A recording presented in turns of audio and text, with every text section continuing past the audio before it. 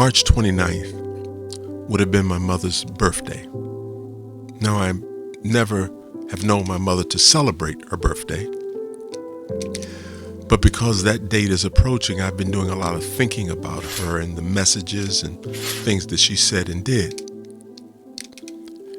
And I was thinking about something that she would do consistently whenever it was raining and lightning and thundering outside. Didn't matter where we lived, whether we were living in Rhode Island or in Baltimore, Maryland, or in Georgia. Whenever it would start raining, thundering, lightning, she would tell whoever's in the house, come out of the kitchen, cut the water off, cut the lights off, cut the TV off, get somewhere and be still. If it kept raining and thundering, she would lay down and get very still. She would quiet her mind, quiet her body, settle her spirit, and be still. I never really knew exactly what she was thinking during that time, just that it was important to be still in the storm, and she wanted everybody around her to be still and not disturb her or anything at that time. I thought about that later as I went through life and the wisdom that could have come from that. And I noticed that there's some other cultures that have a very similar practice of being still and quiet when there's a storm going. They have a variety of reasons why they may do that. But I've been thinking lately about the storms in our lives and the value of being still in the storm. I'm talking about storms of things that are happening that are outside of our control. Whether it's a diagnosis that we may have received, or whether it's ours or someone else's, or may be a death that we have experienced in our life. Some relationship issue may be going on, something that is creating a storm around us, and people are getting caught up in it, and it's impacting us on some level. What if we adopted the practice of being still in the storm? Instead of getting caught up with other people and conversations and trying to do something, in the storm is not the time to prepare. The time to prepare is before the storm.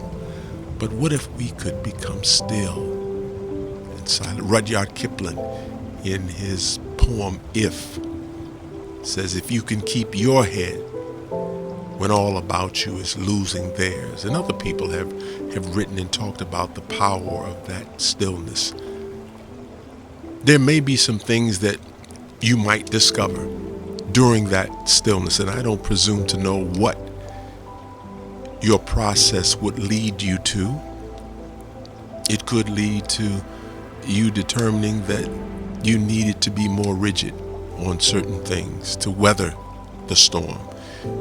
Maybe you needed to be more flexible to be able to manage the storm. And maybe there is no specific thought. Maybe it's just the fact that this storm is happening around you is the perfect time for you to just be still and recenter yourself, because the storm is not going to last. And sometimes when you're caught up in something, it seems like it's going to go on and on, but the reality is storms don't last forever.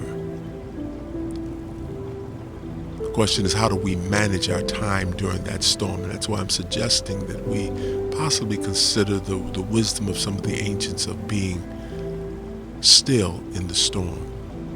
Because after the storm, there has to be an assessment, right? After the storm, let's look around and see, well, what kind of damage was done because of this crisis, this storm that has hit our lives in terms of relationships. How has this impacted the rest of relationships in our life? How has this impacted other health matters or financial matters? Whatever the crisis is, we assess after we have gotten through the storm how much damage has been done, so that we can be better prepared the next time the storm comes, because there will be another storm. As Big Bob, my dear friend, used to say, we will experience something like storms in our lives. They will come either eventually or they're going to come suddenly. And the suggestion of this message is just to develop and consider the practice of being still in the storm. Quiet your mind, quiet your body, settle your spirit. Be still in the storm.